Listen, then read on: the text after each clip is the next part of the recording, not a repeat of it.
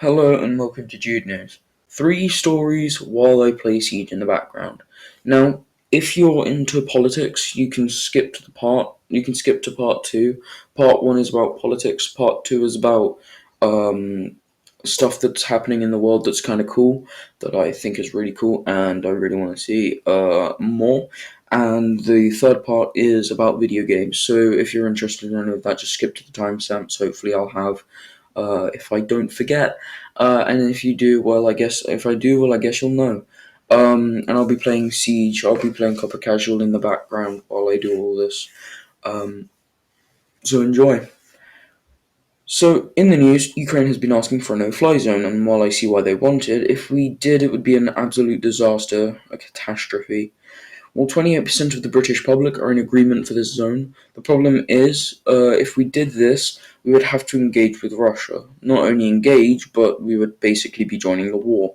We would have to send troops into Ukraine, we would have to go into Russia and take out their anti-aircraft guns, and basically declare war with them. And the obvious problem with this is, if we declare war with Russia, NATO would be forced to go to war with them, and we would basically end up being Russia versus America. And because both of them have nukes, that would be a MAD scenario. MAD being mutually assured destruction, for those who don't know, where both sides will use nuke against each other, turning the world into an irradiated wasteland. And while Boris Johnson is an idiot, I don't think he's that stupid. On a lighter note, lab-grown meat's becoming a bigger thing, and it tastes just as succulent as the organic stuff. Not only that, but it's actually better for the environment and land and efficiency. In 2019, the US cultured meat company began selling vegan eggs made from mung beans, and compared to conventional eggs, their version required 98% less water to produce, used 86% less land, and emitted 93% less fewer carbon emissions. A year later, they started selling lab-made chicken in Singapore, the world's first cultivated meat product approved for human consumption. Compared with conventional chicken, it needed 78% less water, 95% less land, and emitted 92% fewer CO2 emissions. According to the farm, about 130 million chickens are slaughtered every day for the meat, and 4 million pigs. And by weight, 60% of the animals on the earth are livestock, 36% are humans, and only 4% are wild. Now, onto some news about video games. The new Siege operation is Among Us, and the new operator is actually really good. She's a 2-speed, 2 armor, rocking the Deagle and an AC 512, and her ability is just a better castle, as it can patch walls, broken floors, and is bulletproof, and can even seal windows, hatches, and doors.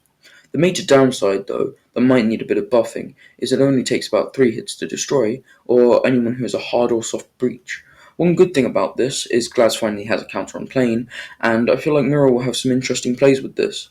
We got a brand new map called Emerald Plains, which looks amazing, and Thunderbird will no longer overheal.